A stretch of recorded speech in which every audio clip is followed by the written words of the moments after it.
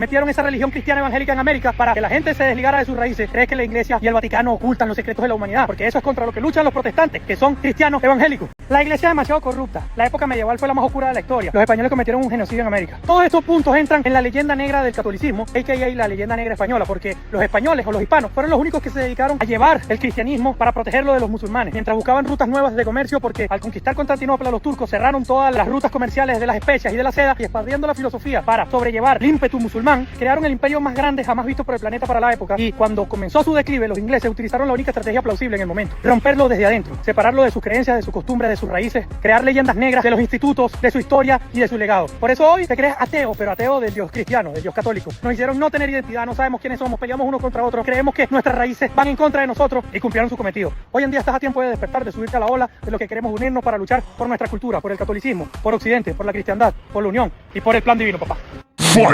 Tire, me has ayudado mucho con el tema de las comidas. Eres un crack con el tema de los ejercicios. Pero en este tema, creo que hay una fuga en ese reloj de arena, compadre. Primero, para hablar del protestantismo, tienes que conocer los precursores de la reforma protestante. Y hay que dejar un punto importante: ninguno de ellos fue judío y ninguno de ellos fue masón. Es más, muchos de ellos detestaban a los judíos. Y la masonería como institución fue organizada mucho después, específicamente en el siglo XVIII. Y el protestantismo, que fue un movimiento cristiano, comenzó en el siglo XVI, es decir, 200 años antes. Por lo tanto, decir que el protestantismo fue una inoculación de la masonería y del sionismo, específicamente lo que tú mencionas, el sionismo, es un error garrafal, porque estos dos movimientos surgieron mucho tiempo después, y te lo voy a demostrar. Pedro Baldo, 1140-1205, fundador de los valdenses en Lyon, y predicó sobre la pobreza y la Biblia en lengua vernácula. John Wycliffe, 1320-1384, tradujo la Biblia al inglés, criticó la riqueza de la iglesia. Juan Hus, 1369-1415, predicó la reforma moral y doctrinal en Bohemia, ejecutado por herejía, sí, por el catolicismo.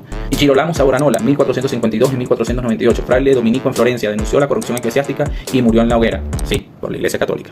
Erasmo de Rotterdam, 1466 y 1536, humanista cristiano, impulsó el estudio bíblico en lenguas originales. John Rutgers, 1455 y 1522, humanista alemán, defensor del estudio bíblico en hebreo y griego. De ahí pasamos a los reformadores del siglo XVI. Martín Lutero, 1483-1546, inició la reforma en Alemania con sus 95 tesis. Este fue el más antijudío de todos. Ulrico Zwinglio, 1484-1531, reformador suizo, promovió cambios radicales en la liturgia y la doctrina. Felix Melanchthon, 1497 y 1560, colaborador de Lutero, sistematizó la teología protestante. Juan Calvino, 1509-1564, fundador del calvinismo, influyó en Ginebra y en Europa. John Knox, 1514 y 1572, reformador escocés, fundador de la iglesia presbiteriana. Thomas Cranmer, 1489-1556, arzobispo de Canterbury, clave en la reforma anglicana. William Tyndale, 1494 y 1536, traductor de la Biblia al inglés moderno, ejecutado por su labor, sí, por la iglesia católica. Menno Simon, 1496 y 1561, fundador del movimiento menonita, defensor del pacifismo. Andreas Karstad, reformador radical alemán contemporáneo de Lutero. En conclusión, todos, absolutamente todos, fueron reformadores pacíficos, fueron perseguidos por la iglesia católica. Muchos de ellos no se desligaron por completo de la iglesia católica.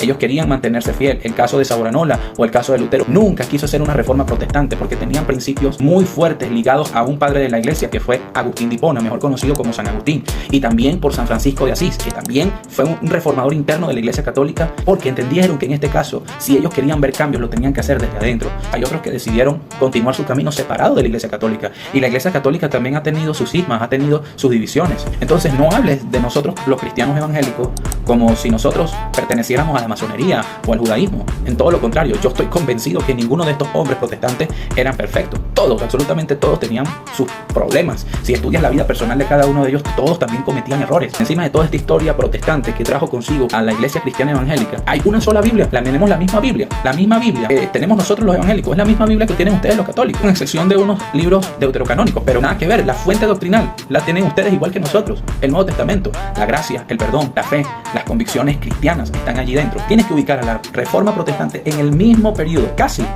en el mismo periodo de la invención de la imprenta, porque literalmente fue en ese momento donde la gente tenía más acceso a la información. Como hoy en día nosotros tenemos acceso a la IA o al internet, ellos por primera vez tenían documentos, pudieron hacer transliteraciones, pudieron aprender. Hubo mucho tiempo de oscurantismo generado por la iglesia católica, y no por nada hubo ese movimiento, hubo esa fricción. Probablemente hoy en día lo haya. Hace poco la iglesia católica hizo un comunicado sobre el tema de la redención de María, y ahí se generó un debate increíble. Imagínate cómo habrán sido esos debates en ese tiempo, en el tema del cisma de Oriente y el cisma de Occidente. Cómo fue ese debate que generó la fricción, lo que hoy se conoce como la iglesia anglicana y la iglesia católica. ¿Cómo habrá sido? Es de analizar y de pensar. Si nos vamos mucho antes, imagínate cómo habrán sido esas discusiones para poder canonizar un libro. Prácticamente es terrible. Pero por encima de eso, hoy por hoy tenemos la historicidad que nos permite venir a este punto del presente. ¿Quiénes somos nosotros? Por encima de un mestizaje, por encima de una religión, por encima de un movimiento, por encima de una idiosincrasia, nosotros los cristianos entendemos que somos hijos de Dios y que por encima de ello no soy quien para condenar a aquel que no es cristiano o a aquel que no quiere, en este caso, recibir mi fe. Al contrario, presto mi vida para que él sea salvo, orando por él, creyendo que en algún momento él puede escuchar mi voz cuando yo le predico la palabra. Y de eso se trata el cristianismo, amar al prójimo.